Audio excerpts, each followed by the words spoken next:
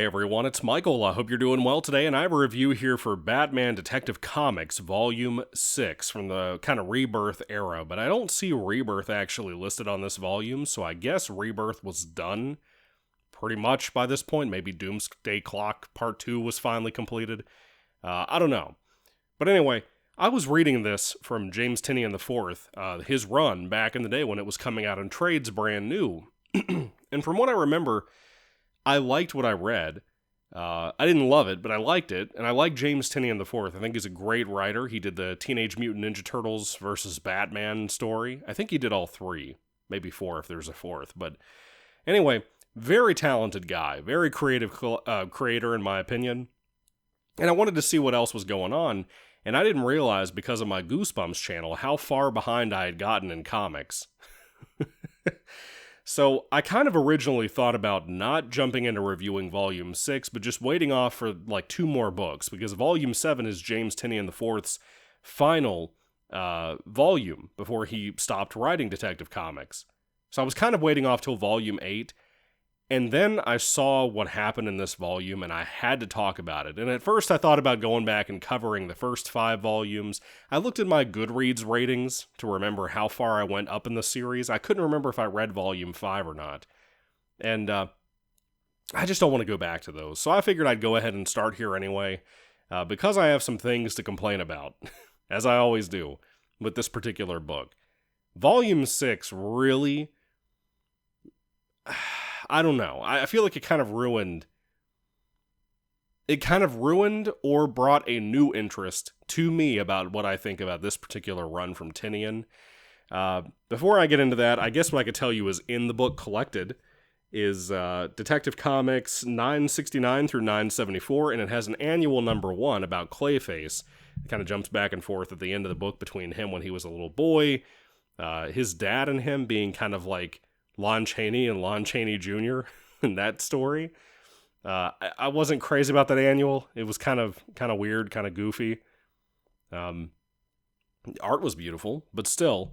Getting back to the actual regular Detective Comics book, though, I guess I'll start at the fact... Man, my Kindle's acting super weird. I guess I'll start at the fact that the book picks up with... essentially, Steph finds out that Tim is still alive. You know, for anybody who doesn't know, Tim was apparently dead for a little bit, but not really. But he's back.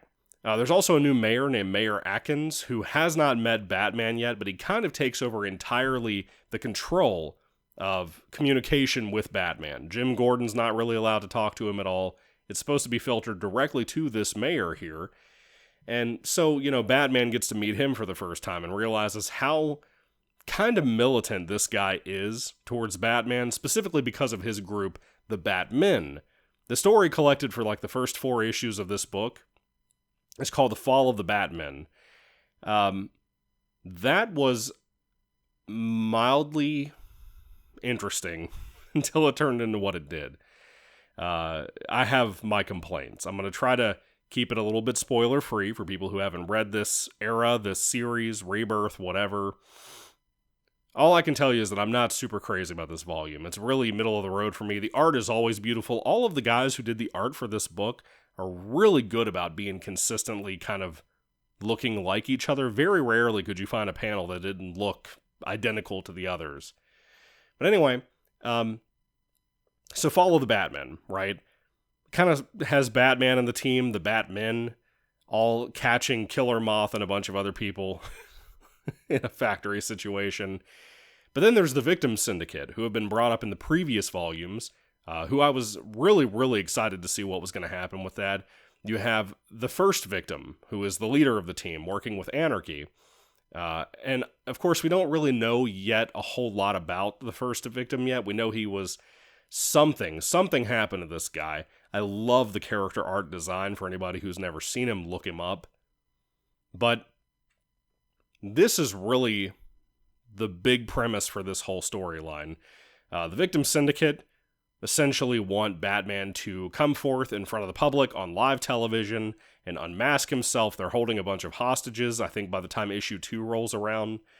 And there's a humongous beatdown we don't even get to see, but it's implied Batman has to beat up like 100 people or something. And the way that is handled, Tinian knocks it out of the park. It's so well done, man.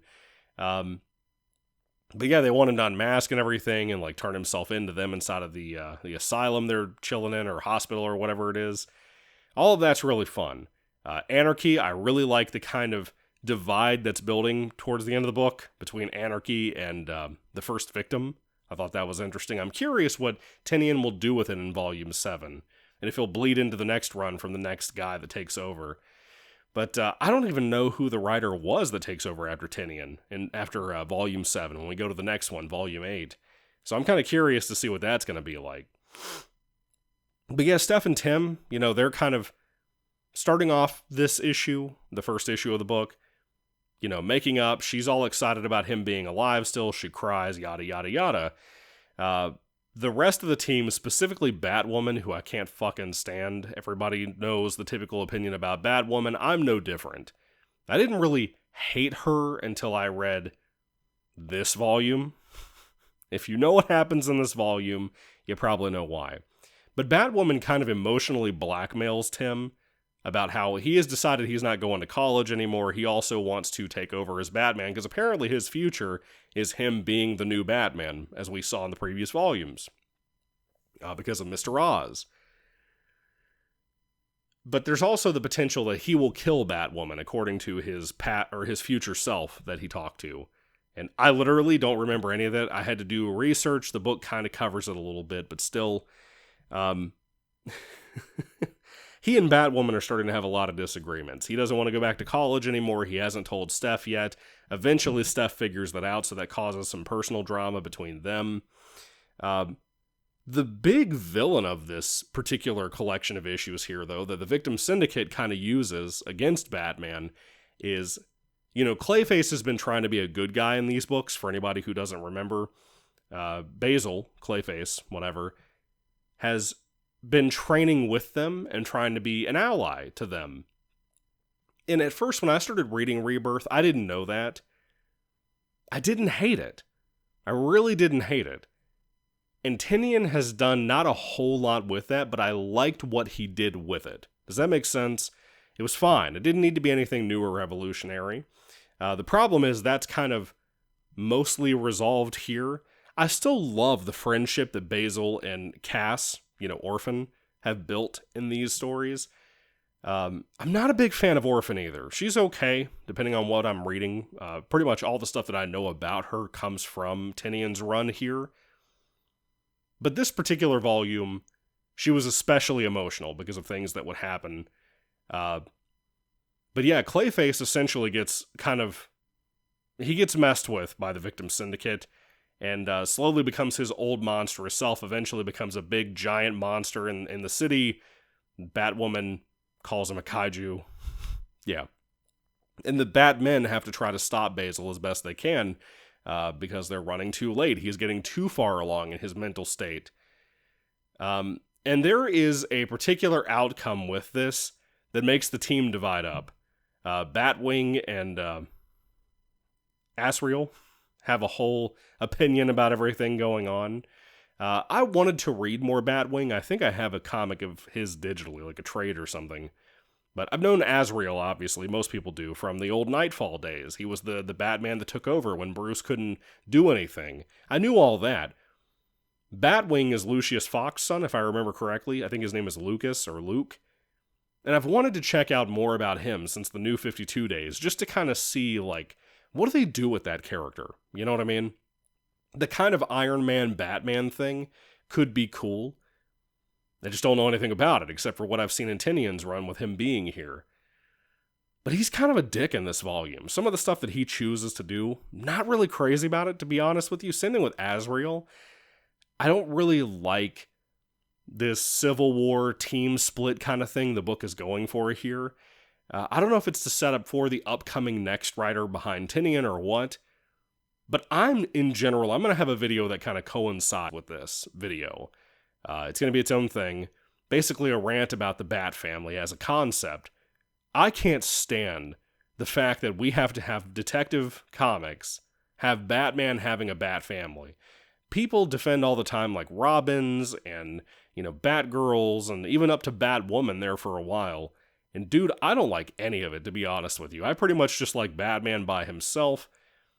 The Robins, despite some of the interesting stories that have come out of them, I'm not crazy about them being in any of the stories, ever. When they're kids, when they're adults, when they're teens, like some of them here. When you have Damian, for example, on the team in this case. I don't like any of that stuff. I feel like it makes Batman too weak. The idea is that he's trying to prep the world and reduce crime even more so than he already was. By basically being the myth of Gotham that happened to be true. In this case, with this run of Tinian's work, it's like he's trained up enough people to handle things on their own, and as teams, and as a team wholly, right? That could be something interesting to do. I don't think Tinian has done enough with it, but this immediate divide amongst the team, immediately I don't like it. I just don't want any of these people in the Batcave ever again, especially Batwoman. I cannot believe, I can and I can't, because I just don't fucking like the Batwoman character. I wish they would kill her off and never bring her back. I don't care if it's your stupid-ass TV show back in the day, or if it's any of the books I've seen with her in it. She needs to go bye-bye. She needs to, and stay dead. They make a choice with her in here that I thought was truly, actually shocking that they went that route at all.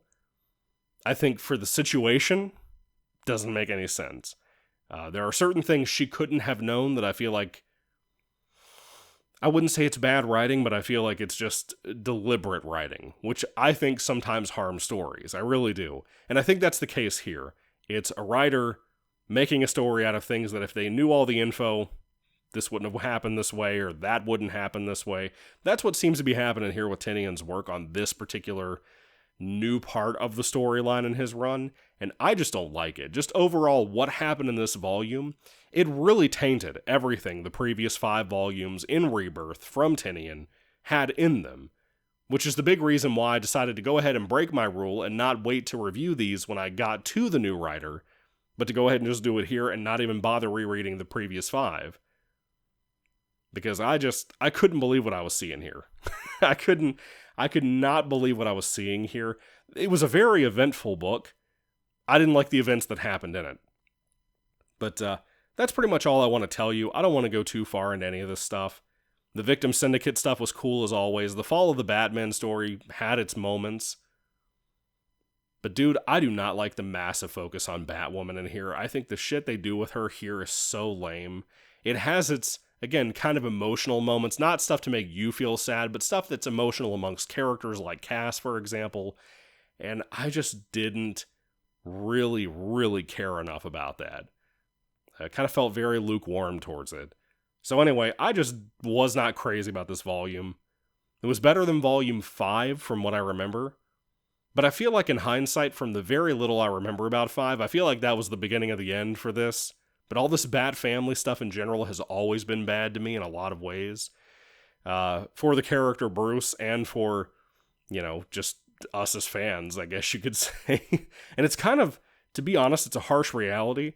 They're kind of a detriment to every writer that comes on board because they have to find out who's on the team currently and blah, blah, blah, what they have to work with. I wish they'd just get rid of all that shit. Just have Batman. That's all we all want. That's all the normies want when they jump onto Batman books. They don't know who Orphan is and fucking Cass and whatever. They don't know any of these people. So why would they need that? But yeah, not a fan of this volume. Even that one shot with Clayface as a child at the end of it, I wasn't crazy about that. It kind of fills in the blanks on a lot of stuff that happens in this collection of the Detective Comics in here. But it's not like it's going to make it good. And it kind of has its own logical fallacy by the end of that Clayface one-shot, annual, whatever. So that kind of makes it flop on its own. Anyway, when it comes to Batman Detective Comics Volume 6, Fall of the Batmen, again, with a lot of Tinian stuff with this particular run he's been on, cool concepts, fucking mess of execution. And stuff, again, like amongst the characters, like with Batwoman's bitch ass here. I fucking hate her. I can't stand her, and I don't want her to be a part of this anymore. I want Batwoman to go away so far away that I never see Batman ever encounter his damn cousin Batwoman ever again. That's what I want. So anyway, What do you think about this story? What do you think about this run from Tinian? I'm almost done with Volume 7. I'll probably have a review up in the next couple of days, God willing, so we'll see how that goes, depending on my schedule and stuff. But anyway, what do you think about it? What did you think about Tinian's overall run from Rebirth to whatever this era is that this volume came out in that's not listed as Rebirth? Thank you all for watching, guys. God bless you all. Catch you later, and goodbye.